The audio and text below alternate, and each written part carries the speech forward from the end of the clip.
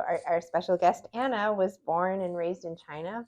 And as a young girl, she was a zealous Red Guard. As a young woman, she became an accomplished film editor and producer with a literature degree. But in China, the Communist Party wouldn't let her tell the stories she wanted to tell. So Miss Chi took a leap of faith and came to Los Angeles, where she attended UCLA Film School and graduated with an MFA in directing.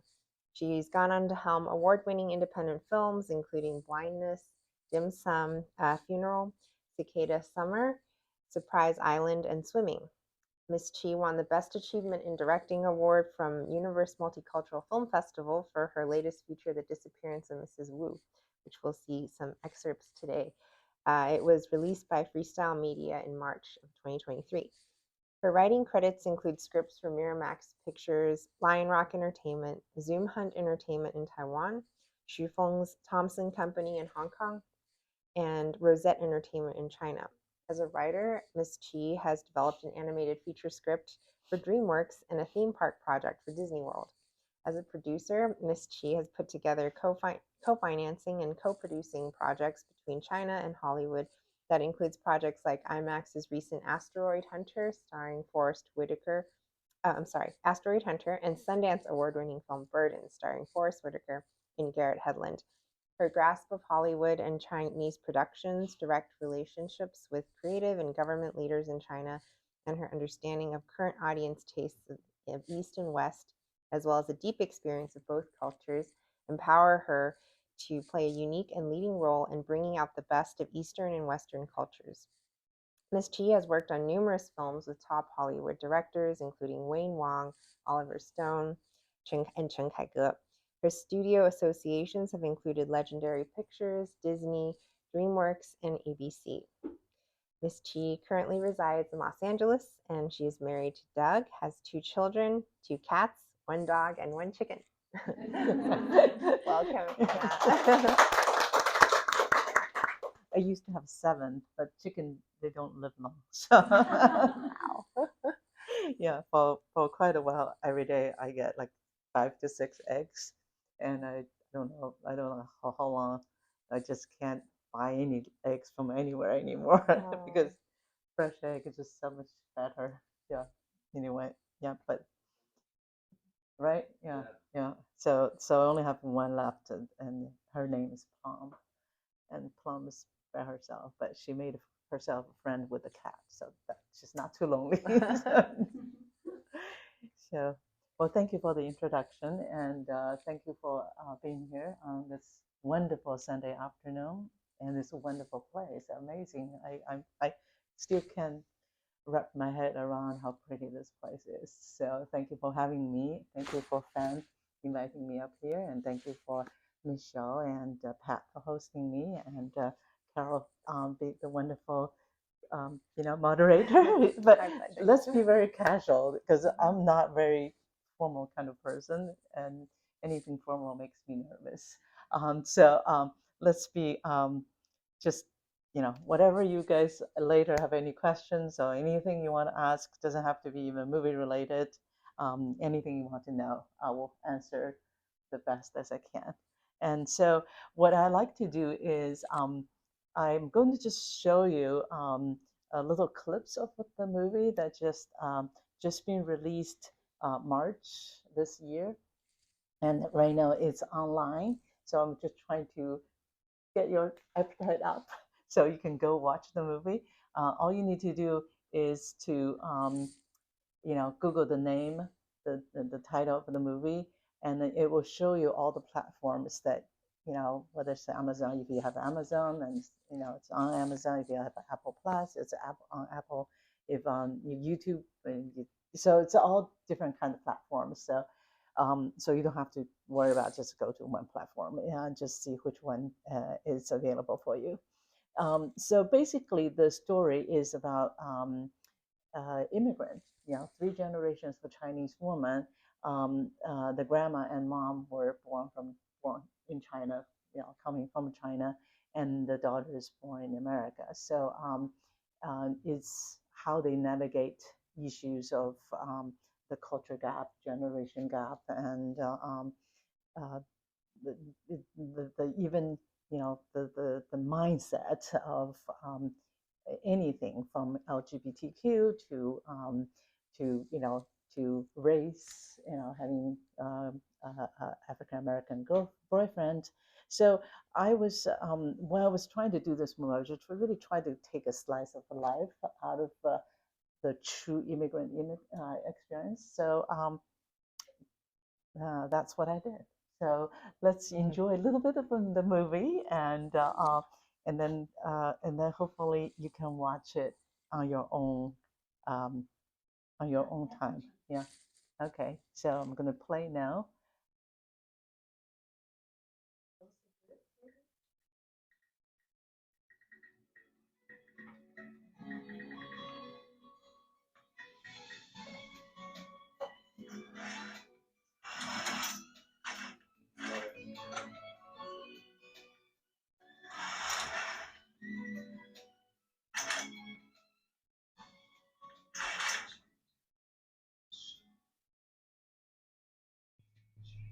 Can we go? Yeah.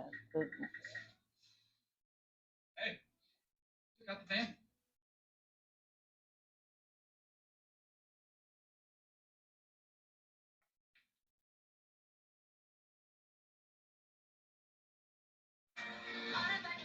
There's some veggie ones too. I like chicken ones. Oh, I'm so glad you like them. And there's hot sauce in the bottom of the bag. Karen, your Dutch dumplings are the best.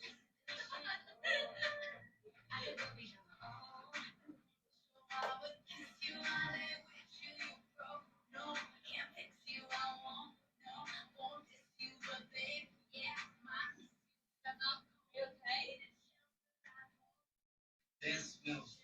Sorry, only one I can get the keys for. You love me. In my shoes, not in my nose.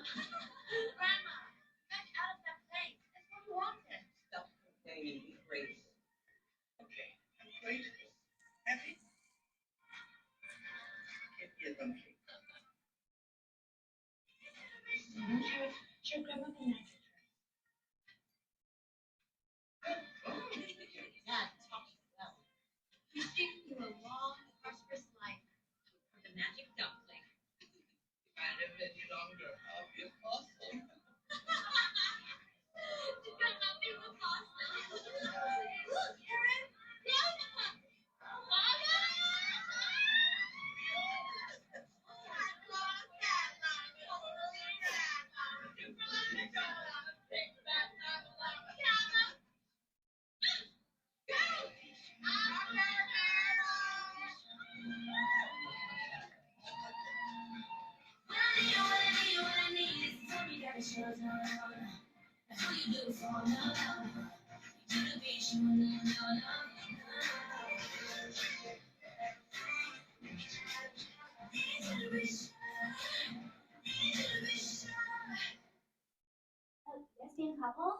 Yes. Almost. You almost guessed it, but not quite. Close. Very close. Very close. But yeah. So then I'm going to show you one.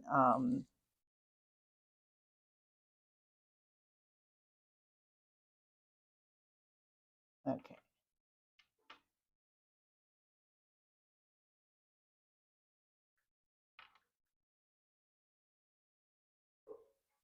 Oh, wow. That's so 2015. So is that a yes or a no? That's a yes. Just text me the details about Carmel. I'll see you tomorrow. Good night. You too. Night.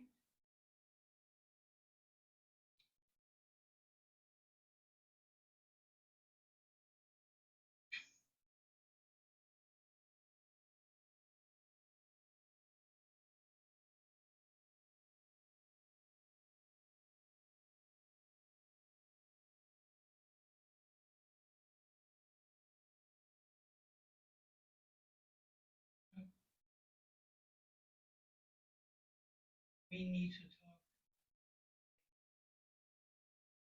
What's next?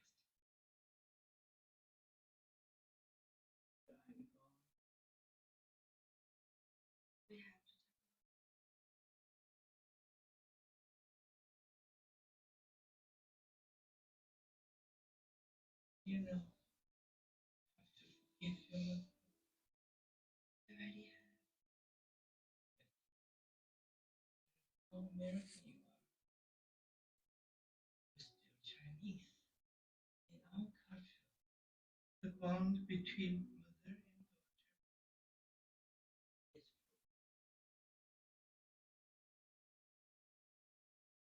What about you, Emma? I love you. It hurts. She know that? Of course. But she put me in the best place to stay. She didn't want me to come in. Because she's afraid of losing me. Losing me will break her heart. She's not as strong as you.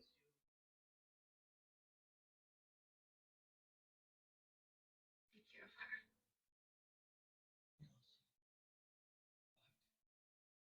Right? You must be an ally to me, right? When it comes to dealing with your mother. You just said my mom needs me. Well, you know how your mother will be. And Brian isn't from the village.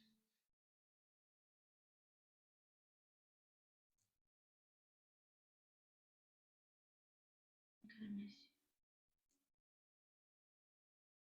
Butterfly, that's what we are. Here for one season and then gone.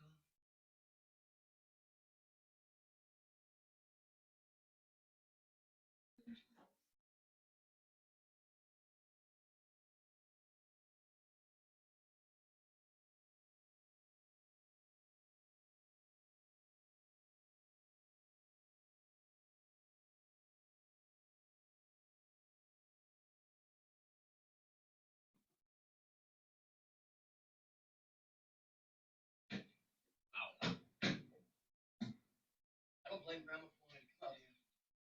Way nicer than LA.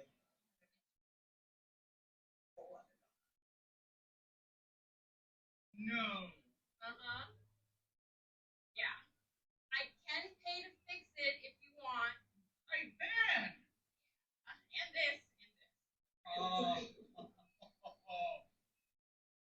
Do you know what this means?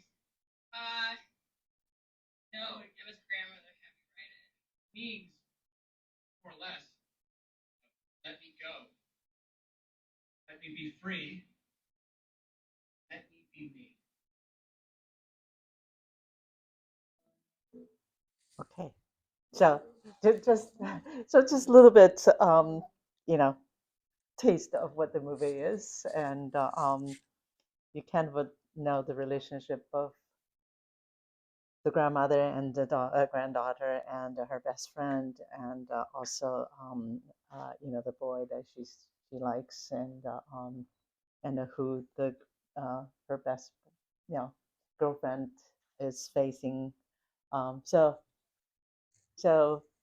you have to watch the movie to know what's happening. I had a chance to watch it this week, and I just really love the inclusive storyline and just all the cast. They're, so many veteran actors and young actors. I'm curious if you could talk about what inspired the story and where that came from, the seed of that. Yeah. So for me, as an immigrant, I came, like Carol was introducing me. I came to this country to go to UCLA film school. So at that time, I didn't. This was '90s. I didn't know anybody, as an immigrant, when I came, I didn't even speak English. I didn't know why. I was just at that point, all I wanted to do is just to leave China. China was so bad for me. And I literally, physically, I would have died if I didn't leave. That was so bad. That's how bad it was. And so I just knew I had to leave. And not knowing anything about American, I think ignorance was a blessing for me at that time. I didn't even realize I need to speak English. So when I got here, I realized, oh, okay, this is a place nobody speaks Chinese, huh? So I actually had to spend a whole year. Went to Pasadena City College, studied English as second language before I can start UCLA film program.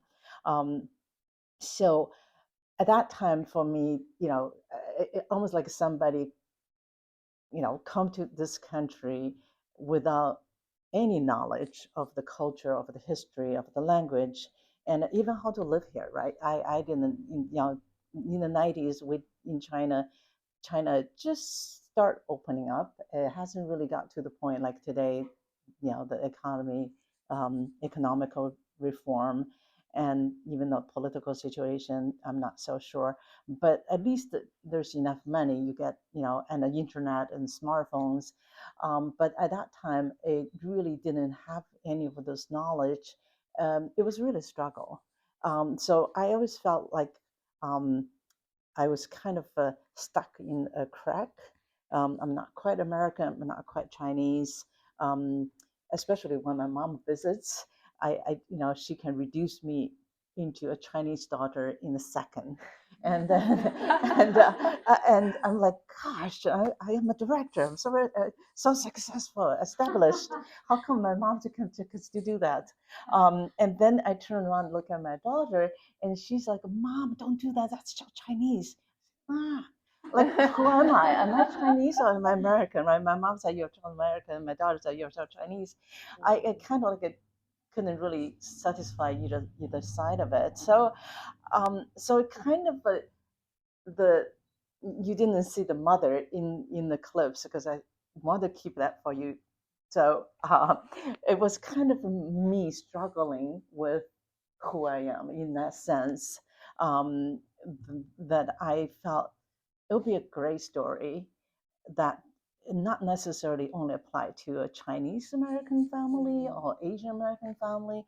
I'm sure all the immigrant family, it doesn't matter what culture they are from, the first generation always carries the old and accepting the new, but the old and new actually don't really mix. They keep the way they are. Only the second generation, third generation might become that what we call the melting pot. But for a generation like me, we never really melt. We just stubbornly stay the old part and the new part, and then constantly fighting with each other.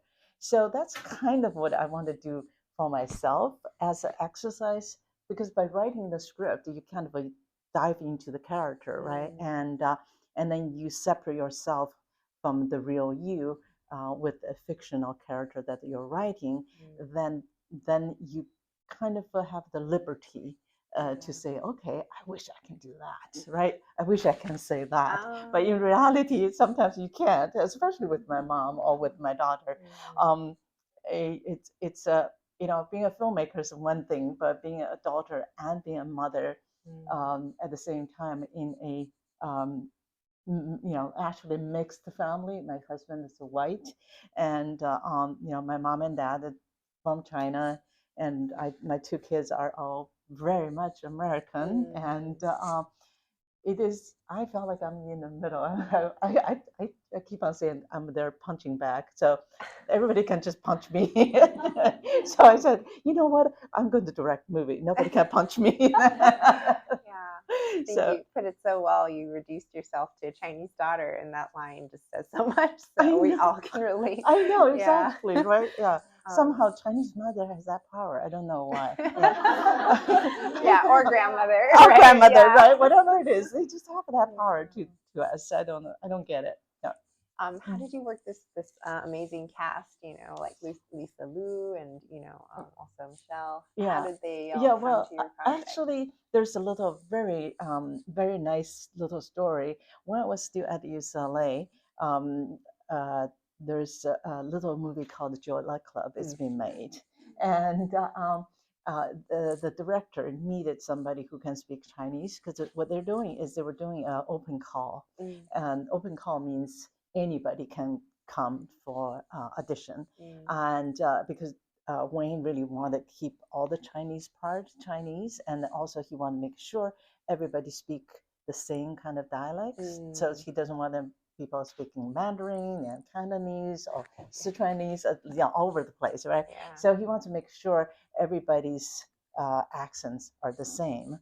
And so I was hired, as a student. I was like, okay, got a job.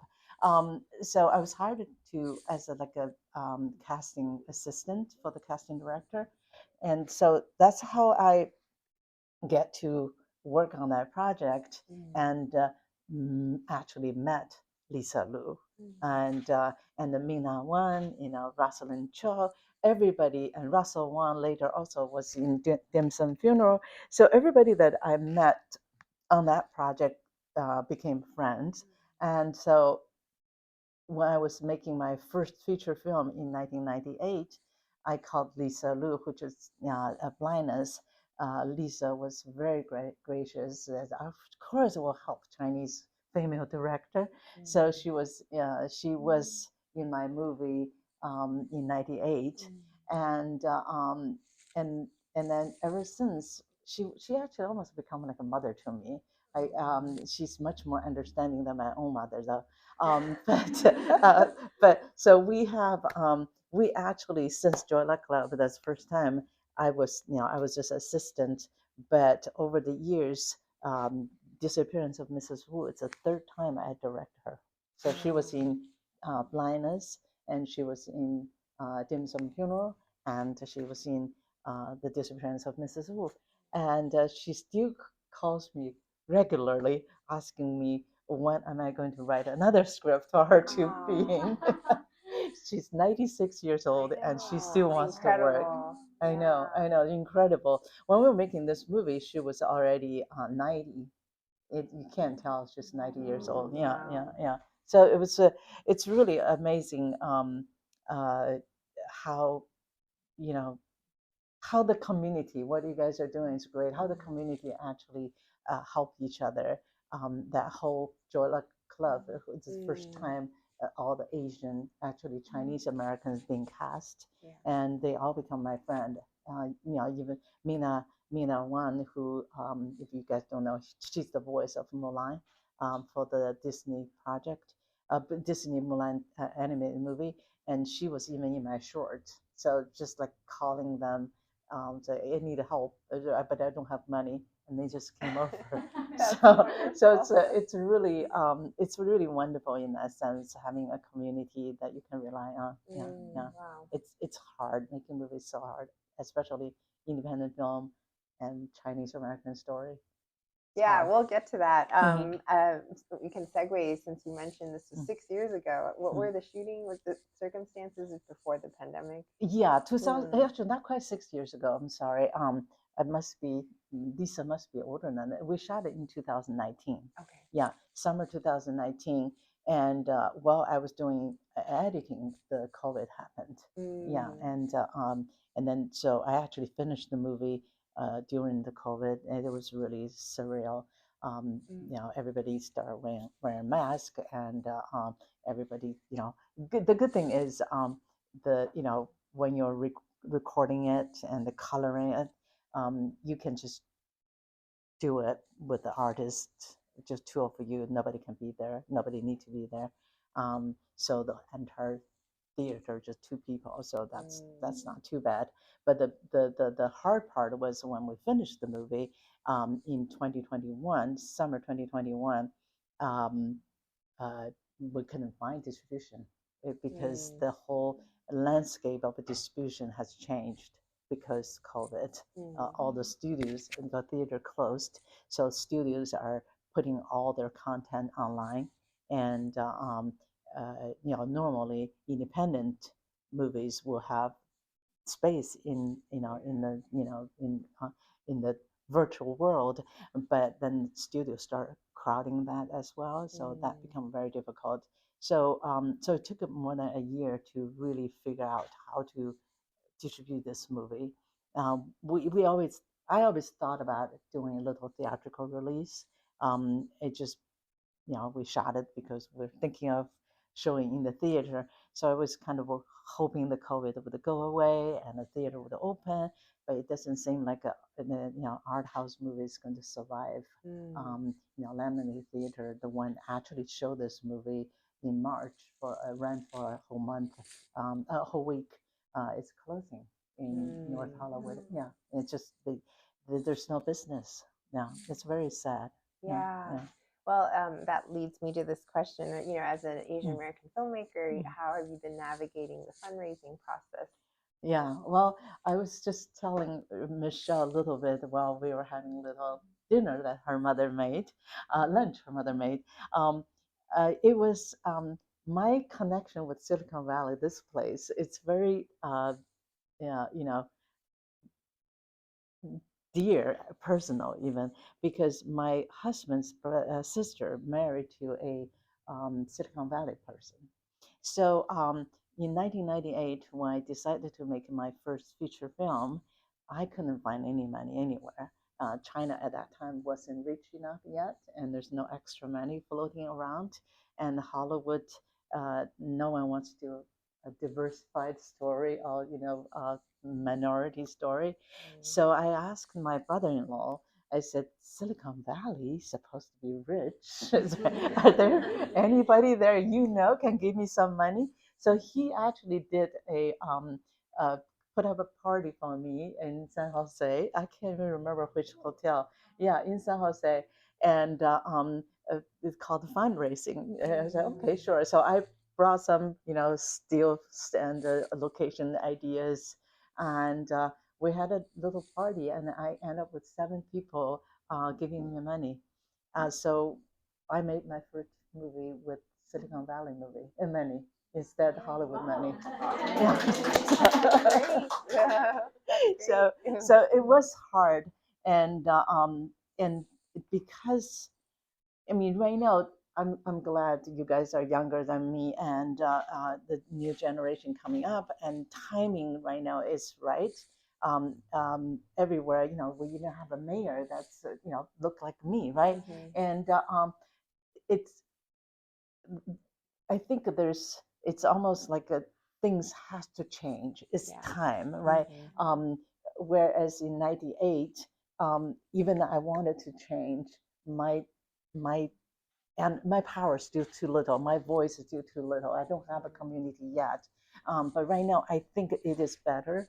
And then later, after first Silicon Valley movie, and I was able. China's changing, so I was able to raise money from China, from other Asian countries, and from Vancouver even, and then doing what we call foreign sales, that you can you can have a package, and you sell some foreign buyers, pre-sale, and so basically, as an independent filmmaker, you just find whatever way you can to raise money so you can tell the story that you want to tell.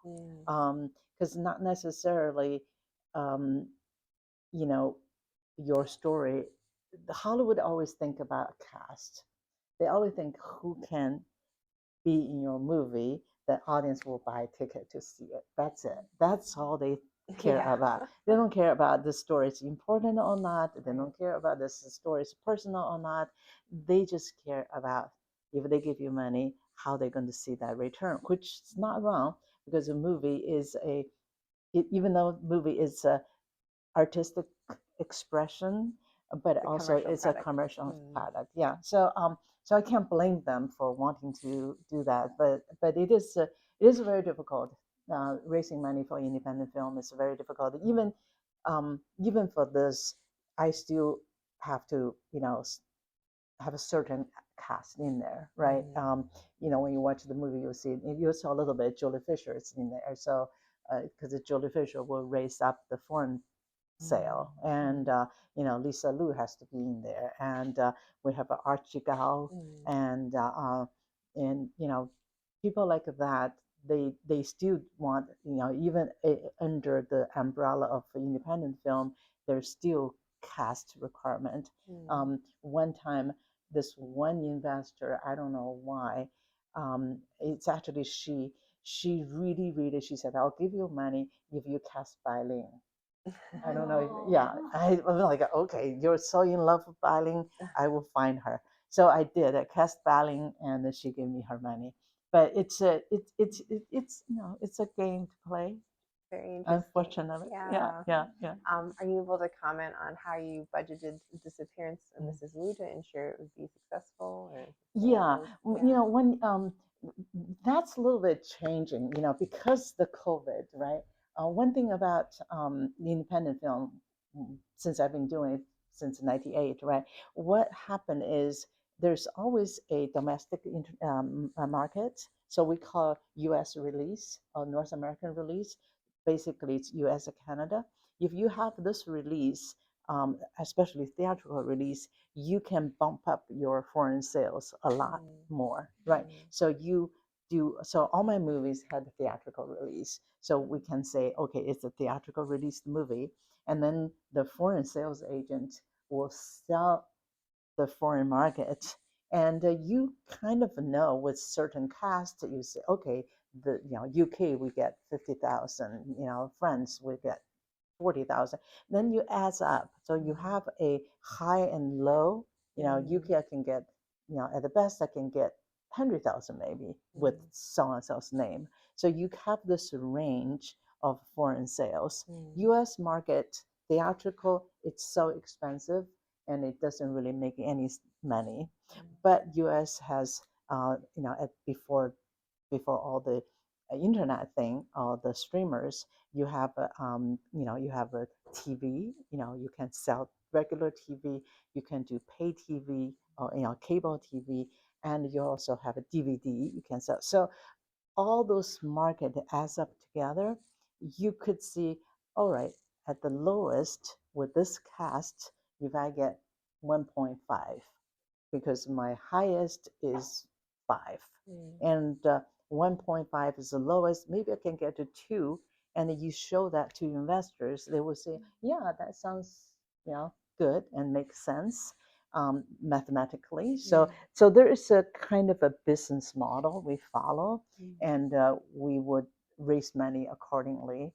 And but right now, I actually don't know what that business model is. We've been discussing this because I'm also, as you guys all know, the writers strike, and I'm a Writers Guild member, and also Directors Guild and Producers Guild. So we have those kind of discussion: is how independent film is going to survive with everything going streaming. Netflix can easily just say, okay, I'll give you $25,000. I'll show you a movie for 2 years. Like, how can you make a movie for 25,000, right? You can't. And so it is, and because the streamer is international, the whole world, right? Everybody in if they have an internet, if they have electricity or internet, everybody can watch Netflix. And so there's no foreign market left, right? Foreign market doesn't even exist. A lot of foreign theaters are just not buying movies. They only buy, the blockbuster movies. So it is interesting. We are almost at that turning point. How to keep independent film alive. And but there's still movies get made. There's still investors. There's still money out there. If the project's good, you can always find money for it to get made. It's a distribution channel. So how to get your product see, and how do you put that out, right? What is the channel? I don't know. And I'm kind of in that situation, thinking, what should I do next? And should I continue doing what I'm doing, or kind of abandon this kind of model that I've been doing for the last 25 years, and it's successful, it works, and telling the story of actually specifically, it's not even Asian American, Chinese American. All my movies about Chinese American, including shorts. And so I tell people my voice is very small, but still there. But if I don't do it, that little voice won't be there. So that's, I don't mind being that little voice, but at least it's there, right? Yeah, we're skipping ahead, but you mentioned, you're thinking about what you're doing next. Do you have any general directions of areas you're exploring? Or? Yeah, I am. For this kind of the strike is changing a lot of things for me right now. I am supposedly writing a Christmas story that takes place in Michelle's hometown. I set in Chongqing for Hallmark. Because Hallmark is notorious for Christmas movie, and I pitched to them. I said, "You guys do a Christmas movie in China, so." Pandas. Yeah, Yeah. And that was actually 2 years ago. I pitched them my idea, and because COVID, everything's slow. And finally, at the beginning of this year, and they said, "We love your idea. Why don't we do a Hallmark Christmas movie in China?" And then we done the deal, and then the strike happened. Yeah, so I'm actually under contract to write the script, but I can't write until the strike is over. So that's one thing I am doing. So it's a romantic comedy during Christmas time in Chongqing, and then also I am doing couple shorts. I think Nick, you said, Alex, you said about like a mental health, whatever. Yes, yeah. So I am doing one project about the short about really younger generation, like people in their 20s, basically online for their whole college education, and then finishing college online, and going to work. It's all remote, and so there's a lot of mental health issue, being isolated, and basically not knowing how to communicate even in real life. So I'm trying to do a short film about that, and so we just finished writing the script. And so because it's short, it takes so not little, but compared to a feature, you don't really need that much money. And then also you can apply for grants, and you can always tell people, help me, so they don't charge you location fees. And so there's way to do it, but feature film is very hard to, you can't beg people for all for free, but short film you can do that. So there's also so there's actually 3 shorts I want to make this year. One is about this mental health issue, and then one is about human trafficking, young girls. It doesn't matter what race. So, and I just felt like that's very something need to be talked about, bring to people's attention. And then the other one is it's another Chinese little girl story, kind of loosely based on my own story. Instead of, because when I was growing up, we didn't have a Hollywood movie to watch. We had Bollywood movie to watch. So it's about little girl dreaming Bollywood rather than Hollywood. So it's kind of a dancing, singing, Chinese Indian style movie. Oh, Yeah, great! yeah. Yeah. So that's sort of like I try to figure out a way. Continue doing what I like to do. It's just tell stories that represents our culture and our community, and the issues that we want to address. Well, figuring out what the Hollywood's going to do. I mean, the Hallmark movie is the Hollywood movie, so I don't have to worry about it.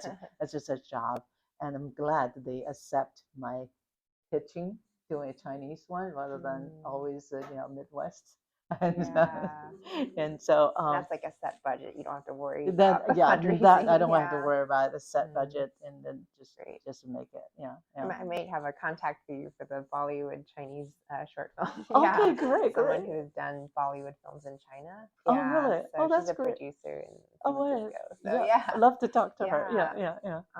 Great. Well, I'm sure from the last few years you've heard a lot about diversity and inclusion. Mhm. Everyone's talking about it in Hollywood. Mhm. Do you feel though that with the storytelling that's been coming out, has it really honored sort of more of a traditional approach, like a Hollywood approach? For example, there's films like Woman King that have tried to really push the boundaries, set in Africa about African female warrior. But it does still follow very much the three-act structure, very, very, I guess, what you would expect of a Hollywood film. Yeah. So I wonder if you felt any tension there in terms of telling original stories. Is there a way that you try to sort of honor more, I guess, traditional Chinese narrative in your Hollywood scripts? Yeah. Well, that's what I've been trying to do, right? And actually, when I saw Woman King, and I immediately felt like, oh my God, we have our own story, because I actually wrote the script for Miramax before Miramax is gone, and it's based on Woman Warrior, Yang Men Yu Jiang. So is absolutely Chinese Woman King, right? And it's a bunch of Chinese women basically decide to take matter in their own hands because their man has all died in the war, but the war is not over yet. So it's very female driven, and but at that time, Miramax, this is 2012, Miramax bought the script and paid me a lot of money for it. I thought they were going to make it because if anybody, it will be Miramax in Hollywood will make a movie like this, but they couldn't get it off the ground. Yeah, and still they couldn't. So the whole what I think, there's still a very deep fear that Asian culture doesn't embrace entertainment, right? Our culture, whether it's Chinese or Japanese or Korean, we want our kids to be lawyers and doctors and engineers. We never think when they were born, oh, this is going to be the next director, or this is going to be next actor. We always want them to learn how to play piano and learn how to draw and go to Stanford and stuff like that. So there's a big culture issue that creates a fear for Hollywood, thinking that they would not be able, if they make anything, that won't be an audience to go see it, because in many ways, why from Farewell to Everything Everywhere All at Once, the A24 strategy for marketing that movie, it was basically Asian first. They literally for Farewell, they actually only released for 1 week, and then Everything Everywhere at the same time. It's the same thing. They released 1 week specifically targeting Asia. Kate and Gold Open, all those places. Those organizations are basically promoting Asian content. They did 1 week and they took it out. So it's no longer available, but people, word of mouth, saying, we want to see that movie. We want to see that movie. How come it's not available? So they're creating this almost like a grassroots campaign by audience who already saw it for that 1 week. And then that get kind of a migrant in outside the culture, outside our own community, and then creating this awareness. And then a month later, they released again. That's a real release. So I think I'm so glad Hollywood is actually opening up right now. They give Minari and Everything Everywhere. They give them the platform they needed and the honor they deserve. But in order for Asian stories to be told as much as African American stories or even Hispanic stories, and also on TV to have that kind of presence, I really think we, as representative of our community, need to change as well. we really need to support our art. The creative side of Asian community is just really, really lacking support. Yeah, That's a great point. Yeah, I hate to say that the Silicon Valley story, that my first movie, in that party, I see a lot. I actually, because of fun reasons, so I talk to everybody, and there are Asian faces there. I geared toward them first, and I asked them would they be interested in investing in my movies. In the end, out of that 7, none of them's Asian. They didn't do it. None of them are Asian. The one Asian is Indian, and it's really interesting. They just don't see us as valid career. Or my mom today even said, like, why are you making movies? Acting. Yeah. My mom keep on thinking, why don't you find a real job? I said, Mom, this is a real job. Yeah. 25 years. After 25 years, she's still waiting for me to find a real job. Actually, on that note, I am also a professor right now. I'm teaching at our center, College of Design in Pasadena. I'm teaching screenwriting. And my mom, when I told that news to my mama, she finally is happy. Oh my God! I have a real job, and I'm a professor, right? She doesn't care. I'm teaching screenwriting, but professor is much better than director. So so because of that, I hate to say that, it's almost like that generation has to die off, and my generation and this generation said, okay, movie making is a valid business, and we need support. We need to. I do think the conversation is changing now. Like with Gold House and a lot of these movements in LA. It is changing. It is changing, but it takes so long, and the progress is so little. Yeah, It's you've seen it. struggling, so difficult. I have to do a little advertisement. By March 24th, there's a new TV series from Disney Plus, American Born Chinese, is going to be on Disney Plus. And I worked on that last year as a Chinese consultant. So they want to make sure the show is appropriate and accurate according to Chinese culture. I have to say, if that show works, I hope there'll be other platforms and studios doing the same thing, because that show, it basically is based on 西游记. Yeah. So speaking of Chinese literature, right? I have a Chinese literature degree.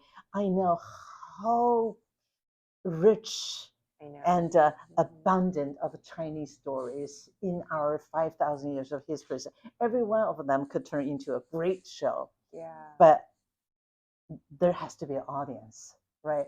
If there's no audience, it doesn't matter how great the story is. We can't. So it's both sides, right? I can keep on making what I can make, but people have to go watch it. Well, the Yang Jiang story sounds amazing. I know. It has to get made. It has to get made. And also, I did another script for. I wrote another script. They paid me a lot of money for. It's based on. I don't know if all of you, 三国演义, the Romance of Three Kingdoms. There's a very famous battle called 赤壁大战, right? Yeah. And I took 赤壁大战, because 赤壁大战 is all about male, like 3 male, right? 3 males fighting. And I took that same battle and turned into from a woman's point of view. And so it's called the Ninja Princess. And Ninja Princess was written for John Woo. And again, they paid me a lot of money to write the script. They didn't make it. Yeah, somehow. So I have 2 actually female, kicking ass scripts. And it's a Chinese woman king. It's really Chinese woman king, but they're just on the shelf. I don't know what to do with that. Is there any way to revert the rights back or get them back? Or I could if I paid a lot of money. They paid me back to them. So yeah. And I do think, there's so much stories that we could tell if we just find a way. And that's why I think, having somebody like this, because what we are missing is actually a top level. In Hollywood, if we have a studio head that's a Chinese, doesn't matter, it doesn't even have to be Chinese, Asian, right? Female or male, doesn't matter, making decisions at Netflix or at Universal, that would be a completely different story, right? They will definitely champion certain stories, but we don't. Like I said, I'm just that little tiny little voice at the bottom. Yeah. We need somebody in power, in the position of power, to say yes. Let's make some changes. Yeah, but hopefully it's coming. It's better, right? Better than before. Better than '98. Yeah. So before I open it up to the floor, just one other question. Where do you see your career going? I guess in the next 10 years, where would you like to see it? Well, I still want to make Chinese American stories. That's but I don't want to limit myself. Only make this, right? That's why the MX, the asteroid impact and the burden has nothing to do with Chinese, right? But the story that matters. I have no problem being part of that story. And the Surprise Island is just a kids movie, and I don't mind doing those things. But also, at the same time, I actually made a pledge to myself that I want, because when in '98 there's no Chinese female directors in America, all male directors, and I just felt like our story need to be told, and our face need to be seen, and so I basically said to myself, I will continue. Doesn't matter how hard. If I can do feature, I'll do short. If I can't do short, I'll just write. I will always honor that. Always tell some stories that's actually Chinese American. As a director. As a director. As a director. And at the same time, even fun, we're trying to develop in something. I want, theater right now, in many ways, very sad. It is kind of a limiting. If you have 1 million people going to theater watching your movie, you'll be in heaven. But online, it's so easy. Like 1 million viewers, it's nothing, right? Because we have 6 billion people on this earth. So it's really we're also trying to create content for the small screen. So we will have shows, so many shows on TV. How many of them, I don't actually know how many of them are like Jola Club kind of a cast, right? And the Fresh Off the Boat was the only one, and or Beef. A Beef right now, and we need more of that. And only when we have all of that, then the next generation of mothers or fathers will say, oh, yeah, our children can do that, because that is a valid business, not just doctors and lawyers and engineers or professors or have Asian faces on screen. You turn your TV on, and you see different, you see our faces, Asian movie stars. and then you the slowly will sip into your DNA, into your culture, and you won't feel too kind of out of reach. Why would my daughter want to be a director, right? Why would my daughter want to be an actor? So I think slowly it will change, but I will continue to do what I'm doing, hopefully, and finger crossed I can still find money, and I have plenty of stories already ready to go, but it's just getting the funding. Yeah. Mhm. No. Yeah. Well, thank you for sharing all of your experiences with us today. I wanted to, yeah, it's interesting. I think there are more students in China, who are studying filmmaking and like creative arts than there are the immigrant, like Chinese Americans. I know. It's interesting, right? Yeah. But at least that's starting to change in slow ways. It's a change. Yeah, it is changing. Yeah.